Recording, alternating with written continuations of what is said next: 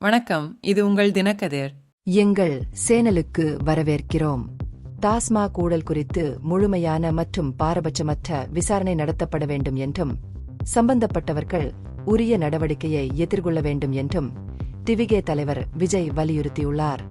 ஞாயிற்றுக்கிழமை பேசிய விஜய், 2026 சட்டமன்ற தேர்தலில் தமிழக மக்கள் ஆளும் திமுக கட்சியை நிராகரிப்பார்கள் என்றும், ஏனெனில் அரசாங்கத்தின் ஏமாற்று தந்திரங்கள் பொதுமக்களின் கண்காணிப்பை தாங்காது என்றும் கூறினார். தனது அலுவலகத்தில் இருந்து வெளியிடப்பட்ட அறிக்கையில் விசாரணை செயல்பாட்டில் வெளிப்படைத்தன்மை இல்லாதது குறித்து விஜய் தனது கவலையை வெளிப்படுத்தினார். டாஸ்மாக் ஊழலுடன் தொடர்புடையவர்கள் உண்மையை வெளிச்சத்திற்கு கொண்டுவர கடுமையான விசாரணைக்கு உட்படுத்தப்பட வேண்டும் என்றும் அவர் வலியுறுத்தினார்.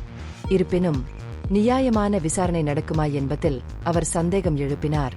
இது கண்ணுக்கு தெரியாத முதலாளிகள் மற்றும் அவர்களது கூட்டாளிகளுக்கு மட்டுமே என்ன நடக்கும் என்பது உண்மையிலேயே தெரியும் என்று பரிந்துரைத்தது.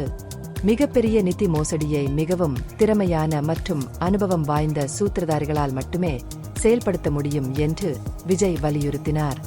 1000 கோடி ரூபாய் ஊழல் மிகப்பெரிய ஊழல் வலையமைப்பின் ஒரு சிறிய பகுதியாக இருக்கலாம் என்று அவர் சூசகமாக கூறினார். அவரை பொறுத்தவரை இந்த ஊழலின் முழு அளவையும் வெளிக்கொணர சிறிய நபர்கள் மட்டுமல்ல, முக்கிய நபர்களையும் அம்பலப்படுத்தக்கூடிய ஒரு ஆழமான விசாரணை தேவைப்படும். ஆளும் திமுக அரசாங்கத்தின் பிரச்சார மாதிரி நிர்வாகத்திற்காக டிவிகே தலைவர் விமர்சித்தார். பொதுமக்களை ஏமாற்றுவதற்கான தந்திரங்களில் ஈடுபடுவதாக குற்றம் சாட்டினார்.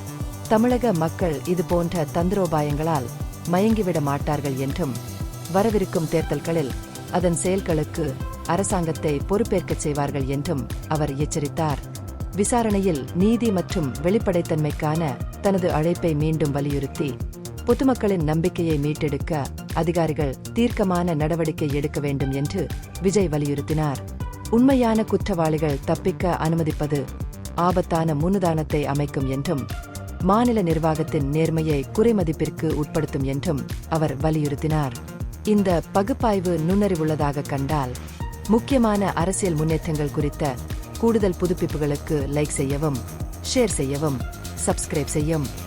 இது உங்கள் தினக்கதிர். நன்றி.